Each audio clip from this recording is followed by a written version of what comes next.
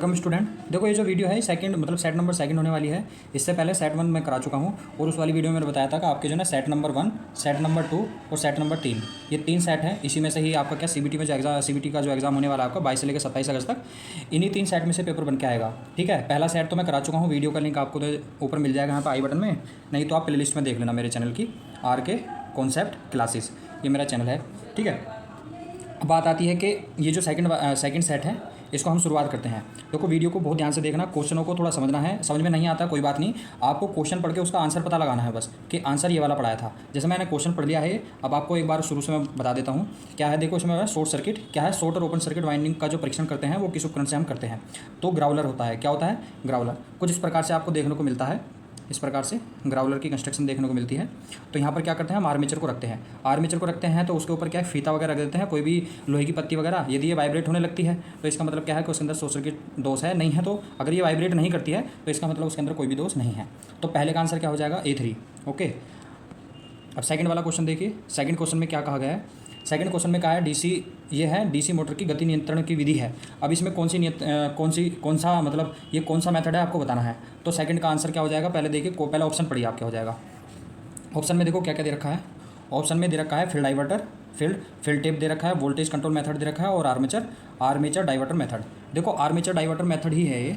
Option number कौन सा हो जाएगा? चौथा हो जाएगा, आर्मेचर डाइवर्टर मेथड। क्यों है? क्योंकि देखो यहाँ से क्या ये सीरीज फील्ड वाइंडिंग है। यहाँ पर मैं लिखूंगा नहीं, बस आप ध्यान से समझना। ये वाली जो वाइंडिंग है सीरीज फील्ड वाइंडिंग है। उसके बाद यहाँ पर देखो, यहाँ से सर्किट, यहाँ से आर्मेचर शुरू हो गया इधर, और आर्मेचर में जो करंट जाने वाली थी उसी को हमने क्या कर दिया, इधर से डाइवर्टर लगा दिया। तो ये डाइवर्टर किसके अक्रॉस में लगाया है? देखो आर्मेचर में जो करंट जाने वाली थी वो कहाँ पर जाएगी? अब दो भागों में बढ़ जाएगी। इसका मतलब आर्मेचर में जाने वाली जो करंट है उसको डाइवर्ट कर दिया, इसलिए आर्मेचर डाइवर्टर मेथड इसका आंसर होगा। ध्यान रखना इस वाले क्वेश्चन को। अब देखिए थर्ड क्वेश्चन में क्या कहा गया है। थर्ड में कहा है कि which winding wire is use to DC field coil, मतलब कि डीसी फील्ड कोयल के अंदर कौन सी वाइंडिंग का प्रयोग करते हैं? Super enamelled copper wire. तो कौन सा है? तीसरे का कौन सा आंसर हो जाएगा? अब A1। ठीक है, यही इसका आंसर है। अब देखिए 4 नंबर का क्वेश्चन। तो 4 नंबर का क्वेश्चन क्या कहना चाह रहा है कि डीसी मोटर की गति नियंत्रण गति की गणना के लिए किस सूत्र का प्रयोग करते हैं। तो आप ध्यान रखना, देखो मोटर की स्पीड को आपको कंट्रोल करना है। तो मोटर की स्पीड बैक ईएमएफ से निकलती है। बैक ईएमएफ बराबर ∅ZNP/60A होती है, 60A। इसके अंदर से जो कॉन्स्टेंट चीज़ें उसको हटा देते हैं, बाकी स्पीड का फॉर्मूला निकालते हैं। जैसे N स्पीड होती है, ठीक है, फ्लक्स हमारा कॉन्स्टेंट नहीं होता है, ये नंबर ऑफ टर्न पर निर्भर करता है। ठीक है, तो N बराबर EB/∅। तो कुछ इस प्रकार से आएगा, प्रोपोर्शनल हटाएंगे तो N प्रोपोर्शनल EB/∅ आ जाएगा। तो कहाँ आपको दिखता है? EB/∅, मतलब पहले में दिखता है। ठीक है, और किसी में नहीं दिखता है, मतलब यही है। मतलब कि चौथे का आंसर क्या है? A1, मतलब पहला इसका आंसर हो जाएगा। ओके, पहला इसका आंसर हो जाएगा, पहला वाला। अब नेक्स्ट, अब देखिए इसमें पांचवा क्वेश्चन क्या कह रहा है कि डीसी मोटर के आर्मेचर के घूमने की दिशा कौन सा नियम निर्धारित करता है। तो आपको क्या करना है कि आपको डीसी मोटर के आर्मेचर के घूमने की दिशा को कौन बताता है, ये आपको बताना है। तो कौन बताता है? ये बताता है फ्लेमिंग का लेफ्ट हैंड का नियम। ध्यान रखना, राइट हैंड रूल जो होता है वो जनरेटर के लिए होता है, और लेफ्ट हैंड रूल जो होता है वो किसके लिए होता है? मोटर के लिए। ये चीज़ आप ध्यान रखना, मोटर के लिए। ठीक है, तो इसमें मोटर के लिए पूछा है तो मोटर के लिए A3 आंसर हो जाएगा। नेक्स्ट 6 क्वेश्चन देखिए क्या कह रहा है कि डीसी मोटर का नाम बताना आपको। देखो यहाँ पर आर्मेचर है, आर्मेचर के जस्ट पैरेलल में शंट वाइंडिंग होगी, मतलब डीसी शंट मोटर है ये। क्या है? डीसी शंट मोटर, मतलब कि छठे का आंसर कौन सा हो जाएगा? A1। अब नेक्स्ट देखिए, अभी 7वां क्वेश्चन है। 7वें क्वेश्चन में कहा है कि डीसी मोटर के आर्मेचर कंडक्टर में करंट की दिशा को ज्ञात करने के लिए किस नियम का प्रयोग करते हैं, या फिर कौन सा नियम है जो कि करंट की डायरेक्शन को इंगित करता है, बताता है। मतलब कि कौन सा है? फ्लेमिंग का लेफ्ट हैंड का नियम है। किसके लिए? मोटर के लिए। मैंने बताया था मोटर के लिए कौन सा होगा, ये A3 इसका आंसर हो जाएगा। ओके, अब 8वां क्वेश्चन देखिए। 8वें के अंदर डीसी मोटर, यहाँ कह रहा है डीसी शंट मोटर आर्मेचर द्वारा ली गई धारा की गणना ज्ञात करनी है। तो आपको गणना करनी है, ठीक है, किसकी? आर्मेचर करंट की। तो आर्मेचर करंट के लिए देखो, पहले सबसे पहले आप जानिए कौन सा है? शंट मोटर है। अभी थोड़ी देर पहले ये चित्र आया था, तो कुछ इस प्रकार से शंट मोटर होगा। ओके, इसमें होता है यहाँ पर वोल्टेज मिलती है और यहाँ पे बैक वोल्टेज मिलती है। यहाँ पर हम सप्लाई देते हैं, ये बैक ईएमएफ मिलती है। यहाँ पे एक रेजिस्टेंस होता है आर्मेचर का RA, जिसमें ड्रॉप होता है IRA। तो हम इसको कुछ इस प्रकार से लिख पाएंगे, V बराबर IARA प्लस के EB बैक ईएमएफ। अब यहाँ पे ये निकालना है हमें, IA मतलब आर्मेचर करंट निकालेंगे, तो आर्मेचर करंट बराबर ये इधर चलाएगा V माइनस के EB/RA। ठीक है, तो ये इसका बन जाएगा, मतलब कि A3 इसका आंसर हो जाएगा। कौन सा? A3, 8वें का A3 इसका आंसर है। अब नेक्स्ट 9वां क्वेश्चन देखिए। 9वें क्वेश्चन में कहा है 9वें क्वेश्चन में डीसी मोटर के प्रकार बताना है। देखो यहाँ पर आपको इस प्रकार से चित्र दे रखा है ना, ये वाला, अगर ये केवल इतना होता तो ये हो जाता है डीसी सीरीज़। क्या हो जाता? डीसी सीरीज़ मोटर हो जाता। अभी क्या है कि इसमें यहाँ पर एक और फील्ड वाइंडिंग यहाँ जोड़ दिया है। अब यहाँ जोड़ दिया मतलब कि आर्मेचर के जस्ट पैरेलल में है, आर्मेचर के जस्ट पैरेलल में है, ना कि इसके पैरेलल में सीरीज फील्ड वाइंडिंग है। तो इसे कहते हैं शॉर्ट शंट। क्या कहते हैं? Short, SHORT, short shunt compound generator कहते हैं। मोटर हो चाहे जनरेटर हो, तो आपको देखना है, मोटर पे पूछ रहा है ना ये, तो मोटर हो जाएगा, मतलब शॉर्ट शंट कंपाउंड मोटर हो जाएगा। अब इसमें देख ली शॉर्ट शंट कहाँ पर है, चौथे पे आंसर है। कौन सा है? चौथे नंबर का आंसर हो जाएगा ये। ओके, अब देखिए 10वां क्वेश्चन। 10वें क्वेश्चन में कहा है डीसी मोटर की EMF की गणना करनी है। तो EMF की गणना के लिए जो सूत्र होता है AB बराबर 5ZNP 60/A होता है। मतलब कि कौन सा है? A3 आ जाएगा, 5ZNP 60/A। तो कौन सा आंसर हो जाएगा इसका? तीसरा वाला। अब देखिए नेक्स्ट 11वां क्वेश्चन। अब देखो 11वें क्वेश्चन में कहा है, अच्छा ये बहुत अच्छा क्वेश्चन है 11वां। अभी जो मैंने आपको एक चित्र बना के दिखाया था, ओपन सर्किट सबसे पहले नंबर का क्वेश्चन है वो, तो उसके अंदर जो चित्र है ना ग्राउलर का, वो ये वाला है। तो ग्राउलर आपको कुछ इस प्रकार से दिखता है। ये क्या होता है? लैमिनेटेड कोर्स होती है। इसमें यहाँ पर आर्मेचर की जो आर्मेचर होता है ना, उसको यहाँ पर रखते हैं। मेरी बात समझ रहे हो? इसमें वाइंडिंग होती है, ये एक ट्रांसफॉर्मर की तरह काम करता है। ओके, इसका नाम क्या है? ग्राउलर। क्या नाम है इसका?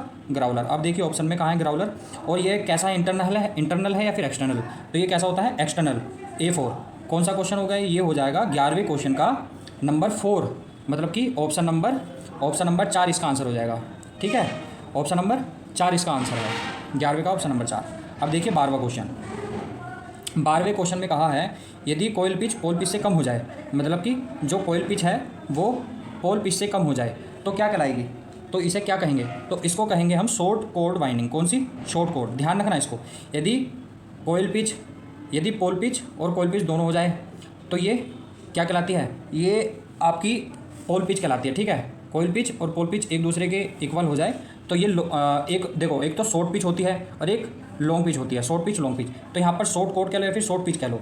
ठीक है, लॉन्ग पिच तो जब होगी जब YC जो होती है कोयल पिच जो होगी वो पोल पिच से क्या हो जाए? ज़्यादा हो जाए। ठीक है, बड़ी हो जाए या फिर उससे ज़्यादा हो जाए। ठीक है, तो ये होगा। आपको बस इतना ध्यान रखना है, 12वें क्वेश्चन में पूछा है कोयल पिच और पोल पिच से कम है तब कौन सी हो जाएगी? Short chord winding.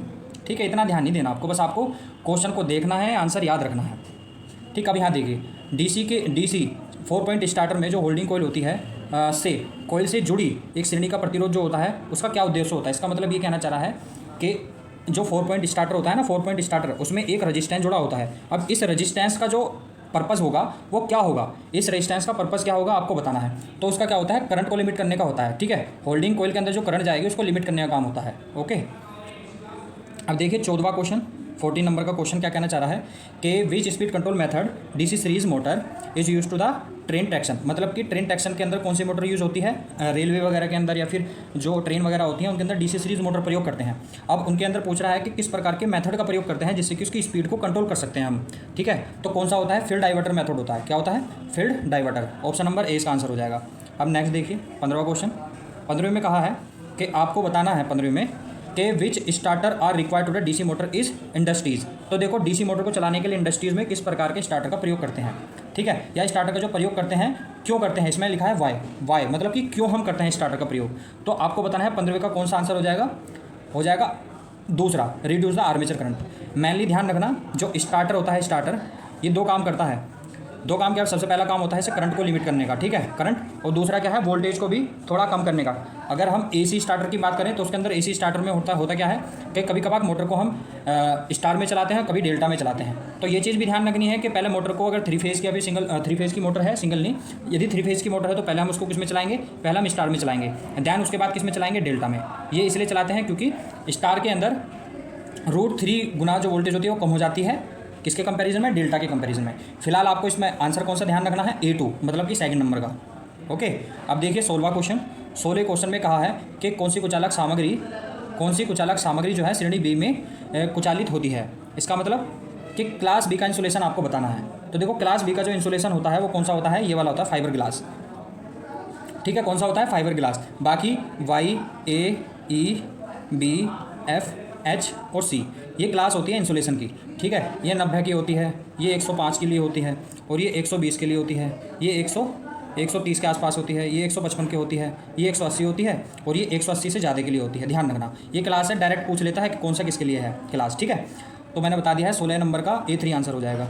उसके बाद अब देखिए जैसे यहाँ पर दे ही दिया क्वेश्चन, इसमें कह रहा एफ में कितने टेम्परेचर तक हम इंसुलेशन का प्रयोग कर सकते हैं, ये आपको बताना है। तो वाई, ए, ई, बी, एफ, एच, सी। तो मैंने आपको बताया है, देखो यहाँ पर 90 बताया था, यहाँ पे 105 बताया था, यहाँ 120 बताया था, यहाँ पर 130 के आसपास बताया था, यहाँ 155 बताया था, मतलब कि 155 यहाँ पर कहीं है 155, A4 पे है, मतलब कि 17वें क्वेश्चन 17वें का जो आंसर हो जाएगा वो कौन सा हो जाएगा, 4 वाला हो जाएगा। ओके, तो ये चीज़ आपको ध्यान रखनी है।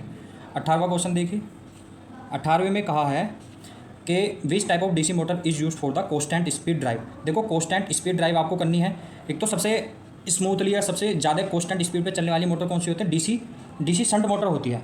कौन सी, डीसी शंट मोटर होती है। तो आपको कौन सा लगाना है, डीसी शंट ही लगाना है। ओके, 18वें का दूसरा आंसर।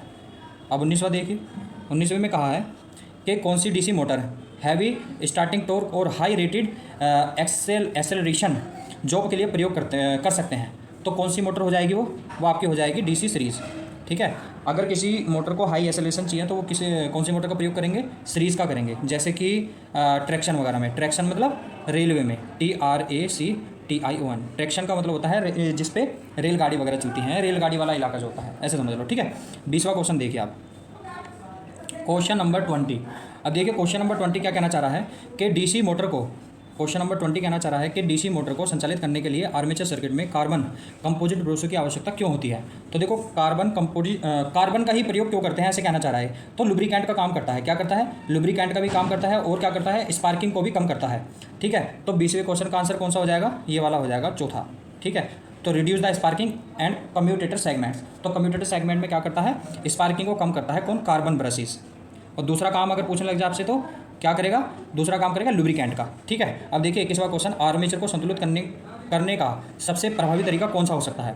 देखो आर्मेचर को आपको क्या करना है, बैलेंस करना है। तो आप किसके द्वारा कर सकते हो, डायनेमिक बैलेंस। आर्मेचर को केवल डायनेमिकली बैलेंस कर सकते हो। ओके, तो कौन सा है, दूसरा आंसर है। अब देखिए 22वां क्वेश्चन, 22वें क्वेश्चन में कहा है कि आपको डीसी स्टार्टर में प्रतिरोध को शुरू करने के लिए किस सामग्री का प्रयोग करते हैं। तो देखो जो स्टार्टर होता है ना, स्टार्टर के अंदर कौन सा स्टार्टर, वो भी डीसी का 3 पॉइंट 2 पॉइंट या 4 पॉइंट स्टार्टर है। उसके अंदर एक वायर होता है, पीछे देखना कभी उसको अनअसेंबल करके खोल के देखना, उसमें इस प्रकार से कोई टाइप का वायर होगा। तो ये वायर किसका बना होता है, यूरेका का बना होता है। बस ये कहना चाह रहा है कि वो जो वायर होता है, जो सामग्री होती है वो बतानी है आपको। तो वो कौन सी होती है, यूरेका का होता है। 22वें का A1 आंसर। अब देखिए 23, अब इसमें कहा है कि ये जो आर्मेचर वाइंडिंग है ये किस प्रकार की आर्मेचर वाइंडिंग है, किस प्रकार की है। तो ये डुप्लेक्स लैब वाइंडिंग होती है। कौन सी, ड्यूप्लेक्स लैब वाइंडिंग। तो इसका आंसर कौन सा हो जाएगा, पहला ही इसका आंसर हो जाएगा, यहाँ दिख रहा है ड्यूप्लेक्स लैब वाइंडिंग। ओके, 23वें क्वेश्चन का आंसर A1। अब देखिए 24वां क्वेश्चन क्या कहना चाह रहा है कि आर्मेचर के लिए ग्राउलर, ये आपको ग्राउलर का चित्र दिखा रखा है और ऊपर क्या है, आर्मेचर है, और यहाँ पे मिली वोल्ट है। मिली वोल्ट मतलब एक वोल्टमीटर आपको इसके कम्यूटेटर सेगमेंट में लगा रखा है। और ये जो अब परीक्षण हो रहा है ये किसके लिए हो रहा है, आपसे पूछना चाह रहा है कि ये किसके लिए हो रहा है। ठीक है, तो ध्यान रखना जहाँ पर मिली वोल्ट लगा हो तो ये देखना चाह रहा है किसके लिए, ओपन कोइल टेस्ट, कहीं कोइल ओपन तो नहीं है। ठीक है, तो ध्यान रखना ओपन सर्किट टेस्ट, और टर्मिनल कहाँ लगे हैं, कम्यूटेटर सेगमेंट पे। ओके, पहला इसका आंसर हो जाएगा। अब देखिए आप नंबर 25। तो देखो 25 क्वेश्चन क्या कहना चाह रहा है कि कम्यूटेटर क्यों तेज चमक उत्पन्न करता है। ठीक है, मतलब वायदा कम्यूटेटर स्पार्किंग हैविली। तो आपको समझ में आ रहा होगा, तो स्पार्किंग जो हैविली होती है कम्यूटेटर्स पर, ये क्यों होती है, ऐसे कहना चाह रहा है। मतलब 25वें का आंसर कौन सा होना चाहिए इसका, मेरे हिसाब से तो पहला होना चाहिए। ठीक है, इनकरेक्ट ब्रश पोजीशन, यदि ब्रश की पोजीशन सही नहीं होगी तभी जाके हाई स्पार्किंग होती है। ओके, अब देखो 26 नंबर का क्वेश्चन।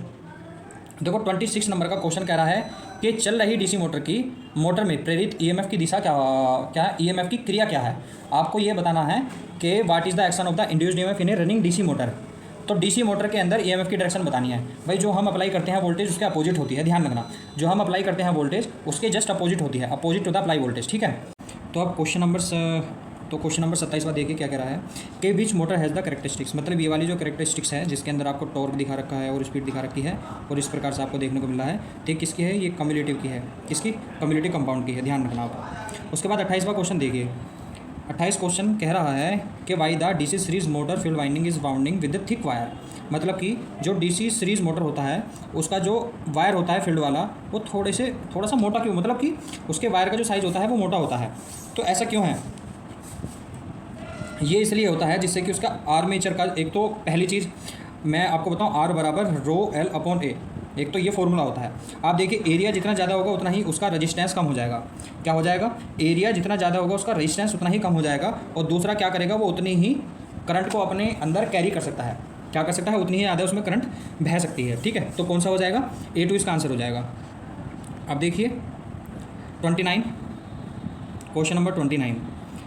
इसमें कहा है डीसी सीरीज मोटर का गति नियंत्रण आपको बताना है, मतलब स्पीड कंट्रोल आपको बतानी है, लेकिन स्पीड कंट्रोल आपको चित्र देख के बतानी है।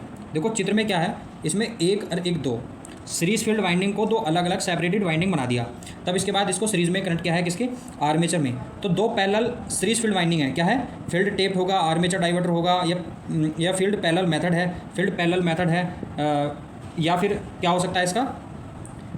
केवल फील्ड पैरेलल, क्योंकि दो फील्ड आपको पैरेलल में दिखाई दे रहे हैं, तो इसका मतलब यही होगा इसका A1 इसका आंसर है। अब देखिए 30 नंबर का क्वेश्चन कि which DC motor is design to be work within the full load limited, मतलब कि ऐसा कौन सा मोटर है जो कि फुल लोड लिमिट पे काम करने हेतु बनाया जाता है, और वो भी कौन सा? डीसी मोटर वाला होना चाहिए। कौन सा? डीसी मोटर का। 30 नंबर का जो आंसर होगा वो आपका A4 होगा। कौन सा? डिफरेंशियल कंपाउंड वाला। 30 नंबर का आंसर क्या होता है? A4। ध्यान रखना आप इसको। बाकी 31वां क्वेश्चन देखिए, एक सेकंड जरा देखो 31वां क्वेश्चन को जरा ध्यान से पढ़ना। इसमें कहा है कि डीसी कंपाउंड मोटर को क्यों प्रेफर्ड किया जाता है। देखो इसलिए किया जाता है यदि कंपाउंड मोटर पे हम लोड को वैरी करते हैं तो फिर भी वो कांस्टेंट स्पीड पे काम करती रहती है। तो A4 इसका आंसर हो गया। नेक्स्ट देखिए 32वां क्वेश्चन। 32 नंबर के क्वेश्चन में कहा है कि आर्मेचर वाइंडिंग के टेस्ट के लिए किस प्रकार के उपकरण का प्रयोग करते हैं, तो ग्राउलर प्रयोग करते हैं। दूसरा नंबर का आंसर हो जाएगा इसका। ठीक है, 33वां क्वेश्चन देखिए। 33वें क्वेश्चन में कहा है कि मोटर डीसी मोटर को यूज़ करना है for the sudden application of a heavy load, मतलब कि हैवी लोड है, और हैवी लोड क्या कर रहा है? सडन एप्लीकेशन, मतलब कि मोटर चल रही है, मोटर चलते चलते पर तुरंत ही हमने क्या कर दिया? हैवी लोड उस पर डाल दिया। तो किस प्रकार की मोटर काम में आती है? तो कौन सी आ गई? कम्युलेटिव वाली, कम्युलेटिव कंपाउंड मोटर। ठीक है, A4 आंसर हो जाएगा, मतलब चौथे नंबर का। बाकी देखिए नेक्स्ट कि which type of speed method is use for food mixture, मतलब कि फूड मिक्सचर में किस प्रकार की मोटर का प्रयोग करते हैं? तो field tape, series field tape का प्रयोग करते हैं। ठीक है, क्योंकि वो यूनिवर्सल मोटर होती है। यूनिवर्सल का मतलब डीसी सीरीज मोटर होती है, डीसी सीरीज में फील्ड टेप प्रयोग करते हैं। ओके, अब देखिए 35 में कहा है कि वाइंडिंग में टेप का उद्देश्य क्या होता है। तो देखो वार्प द कंडक्टर, क्या होता है? Warp the conductor. जहाँ पर आपको कहे टेप का प्रयोग कहाँ करते हैं? वार्प द कंडक्टर, कंडक्टर को लपेटने के लिए। 36 क्वेश्चन देखिए। इसमें कहा है रिवाइंडिंग प्रोसेस में ये जो प्रोसेस है किस प्रकार का प्रोसेस है, इसका नाम बताना है। तो देखो ये जो प्रोसेस है रिवाइंडिंग में रिमूव द वेजेस, ये क्या कर रहा है? वेजेस जो उसके भरा हुआ है उसके अंदर अनयूजेबल प्रोडक्ट, उसको बाहर निकालना। ठीक है, रिमूव द वेजेस। बाकी अब देखिए 37 नंबर का क्वेश्चन। 37 नंबर में कहा है which type of armature winding student, ये किस प्रकार की वाइंडिंग है? ये वेव वाइंडिंग है। कौन सी? WAVE। वेव वाइंडिंग आपको दिखा रखी है। वेव वाइंडिंग कौन सी है? सिंपलेक्स है, डुप्लेक्स है? तो ये डुप्लेक्स वाइंडिंग। कौन सी? Duplex wave winding. तो A2 चित्र को ध्यान रखकर आपको आंसर टिक करना है। ओके, 37 का A2 आंसर, मतलब सेकंड नंबर का। 38 नंबर का क्वेश्चन। 38 में कहा है which type of the test illustrated for the armature after rewound, मतलब कि किसी आर्मेचर को रिवाउंड करने के बाद उस पर कौन सा टेस्ट आपके द्वारा किया जाना चाहिए। ठीक है, और कौन से का मतलब इसमें यह है कि आपको चित्र में दिखा रखा है ये जो टेस्ट है रिवाइंडिंग के बाद कौन सा टेस्ट है जो कि ये कर रहे हैं। देखो यहाँ पर क्या एक इसको कहते हैं हेक्सा ब्लेड को उसके ऊपर रख रखा है आर्मेचर के। ठीक है, और यहाँ पर इसको सप्लाई से जोड़ देंगे, उसके बाद ये वाइब्रेट करेगा, तो इसका मतलब आर्मेचर वाइंडिंग एकदम उसके अंदर थोड़ा बहुत कुछ ना कुछ एरर है, नहीं करेगा तो इसका मतलब ठीक है। ठीक है, तो मेरी बात समझे आप, ये एक टेस्ट है एक प्रकार का। क्वेश्चन नंबर 38 नंबर का क्वेश्चन है ये। तो इसके अंदर ये जो टेस्ट है किस चीज़ को बता रहा है? शॉर्ट को, किसको? Short coil test. ध्यान रखना, शॉर्ट कॉइल टेस्ट। और इससे पहले अभी मैंने आपको बताया था यदि यहाँ पर इस वाले ब्लेड को हटा दिया जाए और इसके कम्यूटेटर से दो अलग अलग कम्यूटेटर सेगमेंट से वोल्ट मीटर को जोड़ दिया जाए, क्या? वोल्ट मीटर को, तो यही टेस्ट कौन सा बन जाएगा? Open coil test. Open coil test बन जाएगा। ठीक है, अभी ये क्या लगा रखा है? ये हेक्सा ब्लेड से टेस्ट करें, तो इसका मतलब ये कौन सा टेस्ट हो जाएगा? Short coil test, option number second. अब आप देखिए 39। अब देखो 39 क्वेश्चन जो है 38 क्वेश्चन रेट थ्योरी के थे। अब आपके 6 क्वेश्चन जो आएंगे वो किसके आएंगे? WCS के क्वेश्चन आएंगे। तो इसमें A-B के होल स्क्वायर का फॉर्मूला पूछ रहा है। A-B के होल स्क्वायर का फॉर्मूला जो होता है वो होता है A स्क्वायर माइनस के 2AB और प्लस के B स्क्वायर। आपको ये कहाँ पर दिख रहा है? पहले वाले में। ठीक है, पहला ही इसका आंसर हो जाएगा। अब देखिए सेकंड, मतलब 40 नंबर का क्वेश्चन कि इसमें दे रखा है आपको कि A मल्टीप्लाई A का स्क्वायर मल्टीप्लाई A की पावर 3 का स्क्वायर और मल्टीप्लाई A की पावर 4 का स्क्वायर। ठीक है, तो आप देना गुणा में घाती जुड़ जाती है, मैंने आपको बताया था। यदि ये सब समान हो नीचे वाली, उसकी पावर जुड़ जाती है, तो पहले a की पावर यहाँ पर 1 है, यहाँ पर 1 है, 1 की पावर 2, फिर उसके पावर 3, उसके पावर 4 है। तो 4 3 7 8 9 और 1 10, मतलब a की पावर कितनी हो जाएगी? 10 हो जाएगी। मतलब a की पावर 10 मतलब 4 नंबर आंसर हो जाएगा इसका। ओके, तो इस वाले क्वेश्चन में कहा है कि 625 का आपको मान बताना है। देखो मे भी शायद ये वाला क्वेश्चन जो है ना थोड़ा सा आपको क्लियरिफाई नहीं कर पाएगा, क्योंकि 625 का कौन सा मान बताना है। या तो आपको साइन में बताना, साइन में कहना चाहिए था साइन 625 का मान बताइए, sine cos tan cot sec cosec किसी में तो बताना चाहिए था। लेकिन आपको ध्यान रखना है 625 का जो मान है भारत स्किल में वो क्या दे रखा है, मतलब दूसरा आंसर दे रखा है 1। ठीक है, 41 का आंसर कौन सा दे रखा है? दूसरा वाला। ये चीज़ आप ध्यान रखना। बाकी 42वां question, which type of stress, तो ये किस प्रकार का आपका स्ट्रेस है? ये होता है ये आपका ये है शेयर, कौन सा? शेयर स्ट्रेस होता है, एक दूसरे के ऊपर रखा हुआ है ना ये, तो शेयरिंग फोर्स यहाँ पर लगता है। 142 का तीसरा आंसर। ओके, अब देखिए 43 नंबर का क्वेश्चन कि विकृति की इकाई क्या होती है? विकृति का मतलब होता है त्रुटि ला देना। ठीक है, तो इसकी कोई इकाई नहीं होती है। ठीक है, डेल्टा L/L विकृति का फॉर्मूला होता है, विकृति का या फिर स्ट्रेन का STRAIN, मतलब कि लंबाई में होने वाले परिवर्तन और किसमें? जो एक्चुअल लंबाई होती है, क्योंकि ये भी मीटर में है और ये भी मीटर में है, मीटर से मीटर कट जाएगा तो इसकी कोई यूनिट आएगी नहीं। ठीक है, तो इसका आंसर कौन सा हो जाएगा? ये 4 नंबर का आंसर हो जाएगा। ओके, अब देखिए 44 नंबर का क्वेश्चन, इसमें कहा है which symbol is use to express change in length. देखो चेंज इन लेंथ का मैंने बताया ना डेल्टा L, या तो DL या फिर डेल्टा L, मतलब कि A2 इसका आंसर हो जाएगा दूसरे नंबर का। बाकी ये वाला क्वेश्चन देखो, वेव फॉर्म पूछना चाह रहा है, कौन सी होती है? साइन वेव होती है। कौन सी? Sine wave. A2 इसका आंसर है। अच्छा, यहाँ से देखना, यहाँ से आपके जो है ना इंजीनियर ड्राइंग के क्वेश्चन स्टार्ट हो गए हैं। यहाँ से इंजीनियर ड्राइंग के आपके क्वेश्चन स्टार्ट हो गए हैं, और इंजीनियर ड्राइंग के जो क्वेश्चन हैं 25 क्वेश्चन मोस्ट इंपॉर्टेंट वाले, जो 25 के अंदर से ही आपके 6 क्वेश्चन हर एक सेट में दे रखे हैं। आप यदि इस वाली वीडियो को देख लोगे जिसमें 25 क्वेश्चन करा रखे हैं, आई बटन में लिंक मिल जाएगा, या फिर कमेंट में देख लेना, और या फिर प्ले लिस्ट में आप देख लेना। ये 25 क्वेश्चन, ये मुश्किल से मुश्किल ये 25 मिनट की ही वीडियो होगी। इसे देख लोगे तो आपके ईडी के तो क्वेश्चन एक भी गलत नहीं होगा। ठीक है, तो अब ये जो आपकी फॉर्म दे रखी है ये साइन फॉर्म होती है। कौन सी? साइनोसोइडल जिसे कहते हैं।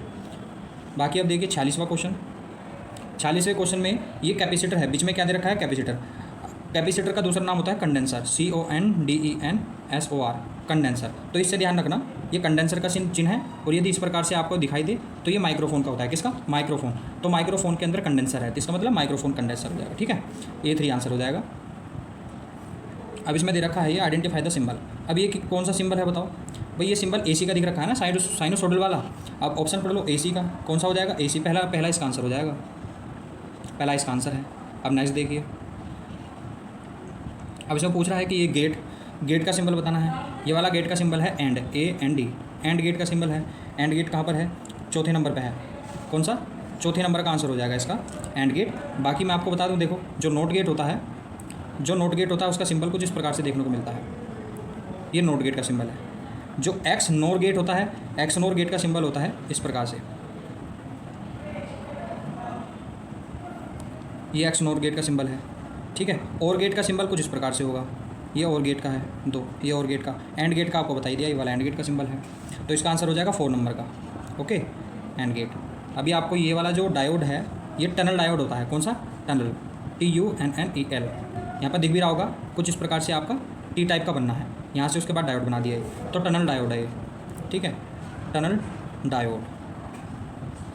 और लेकिन क्वेश्चन के अंदर पूछा है कि फोटो डायोड कौन सा है? कौन सा डायोड इनमें से है आपका? ये टनल डायोड है, ये जीना डायोड है, तीसरे नंबर का है फोटो डायोड, तीसरे नंबर का फोटो डायोड है। आपका आंसर कौन सा हो जाएगा? तीसरा। ओके, अब देखिए 50वां नंबर का क्वेश्चन, AC मीटर कौन सा है? तो निम्नलिखित में AC मीटर है। AC मीटर देखो, ये AC के लिए एमीटर है। ठीक है, ये वोल्ट मीटर है, ये फ्रीक्वेंसी मीटर है, और चौथे नंबर पर ओम मीटर है। तो AC मीटर पूछ रहा है, AC मीटर कौन सा हो जाएगा आपका? पहले नंबर का। ठीक है, पहले नंबर का इसका आंसर हो जाएगा। अब देखिए 51वां क्वेश्चन, 51वें क्वेश्चन से आपकी एम्प्लॉयबिलिटी स्किल की क्वेश्चन स्टार्ट हो गए हैं। 51 से लेकर 75 तक अब आपके कौन से चलेंगे? एम्प्लॉयबिलिटी स्किल के क्वेश्चन चलेंगे। तो आप क्या ध्यान से सुनना, देखो complete the sentence suitable meaning in the word, मतलब कि इनमें से कोई एक वर्ड आपको चूज़ करना है और इस सेंटेंस को पूरा करना है।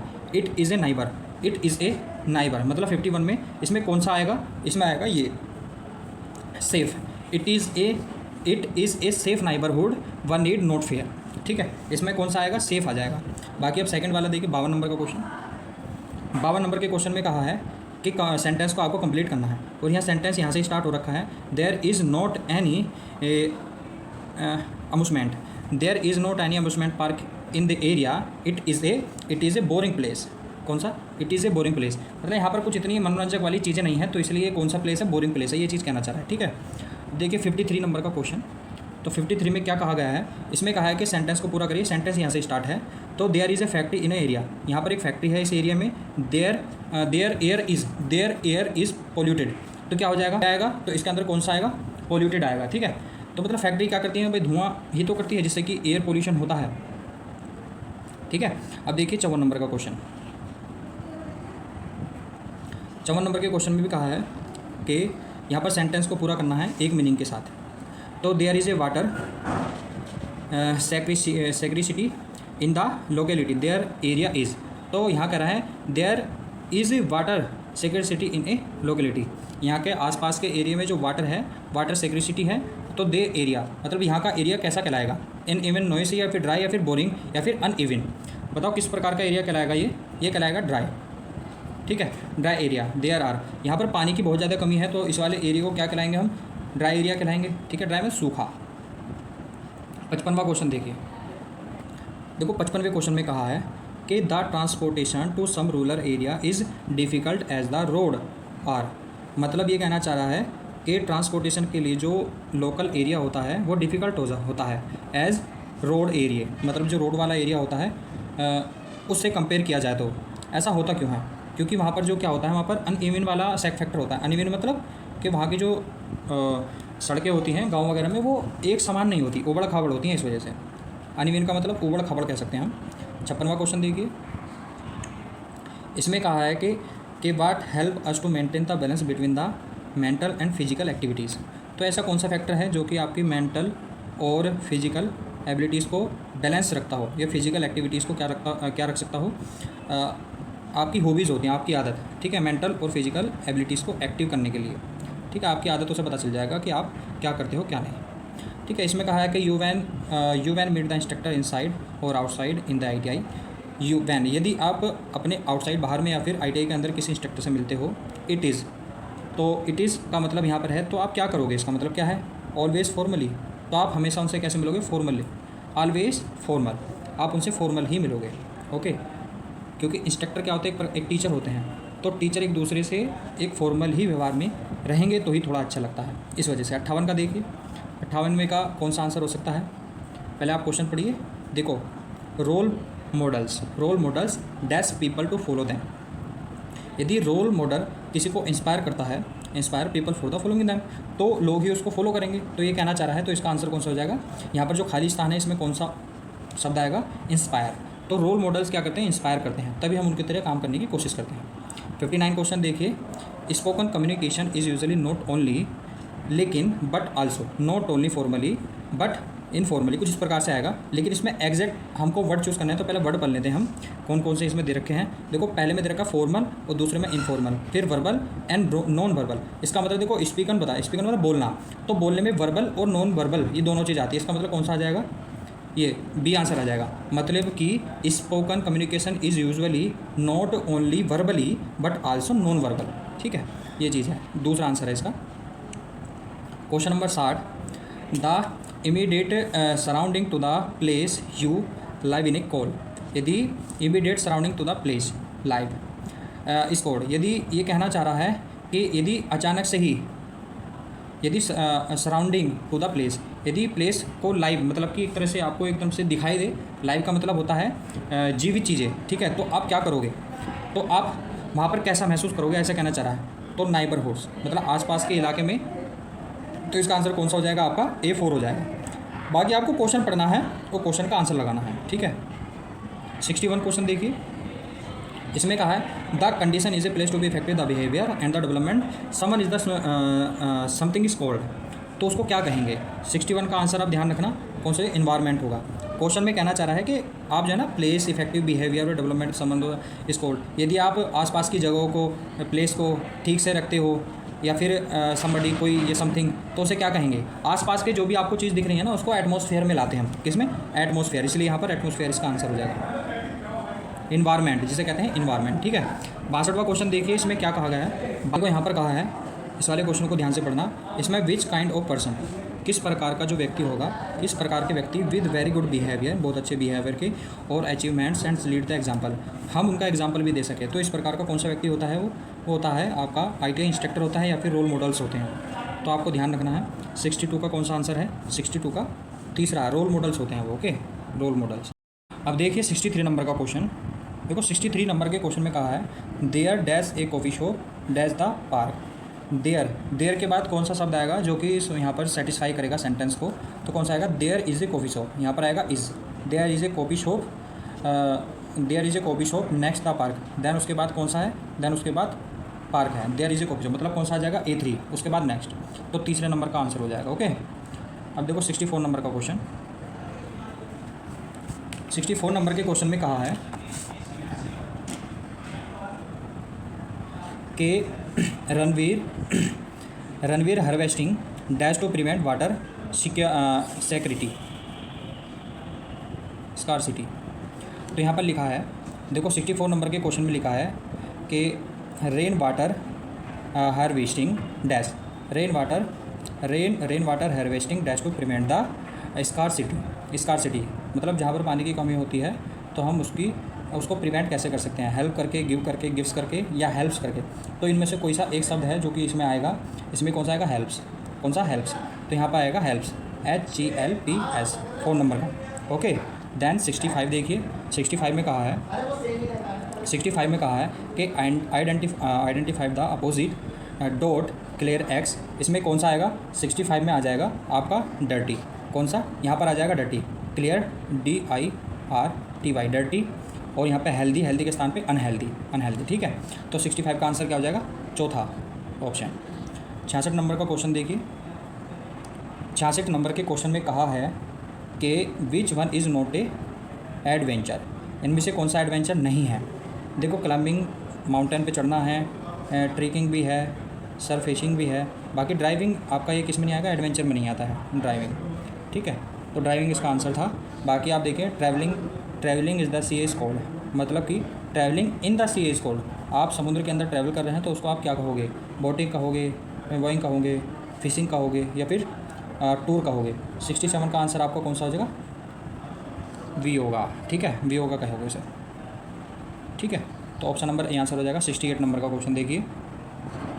इसमें there are many does and does not to be the dash while preparing and attending on dash. मतलब यहाँ पर कौन सा आंसर आएगा आपको ये बताना है। 68 का कौन सा आंसर हो जाएगा?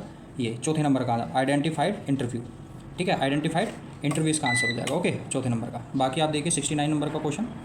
69 नंबर का कह रहा है कि ऑलवेज कीप्ड, क्या रखना चाहिए? Always keeped your mobile phone in silent mode. हमें हमेशा फ़ोन जो है ना अपने साइलेंट मोड पर रखना चाहिए। A3 इसका आंसर हो जाएगा। बाकी आप देखिए 70 नंबर का क्वेश्चन। 70 नंबर के क्वेश्चन में कहा है आपका कि the Everest is highest peak. यहाँ पे लिखा ना highest. The Everest is highest peak in the world is the Tibet, मतलब तिब्बत में ही तो है एवरेस्ट की जो चोटी है, या एवरेस्ट का जो माउंटेन है, माउंट एवरेस्ट, उसकी सबसे ऊंची चोटी है। ठीक है, 8848.5 के आसपास है ये मीटर। ठीक है, अब आप देखिए नेक्स्ट। देखो 71 क्वेश्चन क्या कहना चाह रहा है इसमें? Which language is essential to become a computer professional. मतलब आपको एक ऐसी लैंग्वेज जो कि आपको कंप्यूटर प्रोफेशनल बना सके, वो क्या हो सकती है? इंग्लिश लैंग्वेज, क्योंकि पूरी कंप्यूटर की एप्लीकेशन, वर्किंग प्रोसेस सब इंग्लिश में ही होता है। ठीक है, तो इसका आंसर A3 हो जाएगा, तीसरे नंबर का। बाकी आप देखिए 72 नंबर का क्वेश्चन। इसमें क्या है? LOYAL मतलब लोयल। लोयल का साइनोनियम आपको बताना है। लोयल का क्या बताना है आपको? साइनोनियम बताना है। तो लॉयल्टी का फेथफुल होता है। ठीक है, मतलब कि समान मीनिंग वाले को कहते हैं साइनोनियम कहते हैं। ठीक है, एंटोनियम मतलब अपोजिट वर्ड वाले, जैसे दिन और रात। तो अब आप देखिए 73 नंबर का क्वेश्चन है। इसमें कहा है कि when you speak to your supervisor you should be. यदि आप अपने सुपरवाइज़र से बात करते हो तो आपको क्या करना चाहिए? इसमें से कौन सा वर्ड आपके लिए प्रेफर्ड होगा? तो आप फॉर्मली क्या उनसे बात करोगे? आप बहुत ही तमीज़ में उनसे बात करोगे। कहने का मतलब ये है। 74 नंबर देखिए। 74 में कहा है कि which one is the describing word for among the word Givens. आपको बहुत सारे वर्ड दिए हैं, तो इनमें से कौन सा डिस्क्राइबिंग वर्ड होगा? देखो मोबाइल फ़ोन होगा, वाटर होगा, पुल होगा, या मैग्नीफिशेंट होगा। तो कौन सा? मैग्नीफिशेंट ही होता है। ठीक है, ये डिस्क्राइबिंग वर्ड है। बाकी 75 आपका लास्ट क्वेश्चन है ये। ठीक है, 75 में कौन सा हो सकता है? देखो इसका आंसर हो जाएगा imperative. An imperative sentence is a sentence that be express a direct commands in invitations warning and instruction. तो ये कौन सा होता है? इम्परेटिव सेंटेंस होते हैं जो कि सारी कंडीशंस को इनके अंदर इसी के अंदर आता है। कहने को मतलब 75 का आंसर क्या है आपका? तीसरा। ठीक है, तो यहाँ पर आपके कितने सेट नंबर, आपका सेट नंबर 2 भी कंप्लीट हो गया है। Set number 2। आप इस वाली वीडियो को 4 से 5 बार जरूर देख लेना जिससे कि आपको एक एक क्वेश्चन याद हो जाए। ठीक है, अब मैं एक और वीडियो जो सेट नंबर 3 का है सेकेंड ईयर वालों के लिए वो लेकर आऊँगा, उसे जल्दी ही मैं अपलोड कर दूँगा। बाकी आप इन 2 सेट को बहुत अच्छी तरीके से पढ़ लो।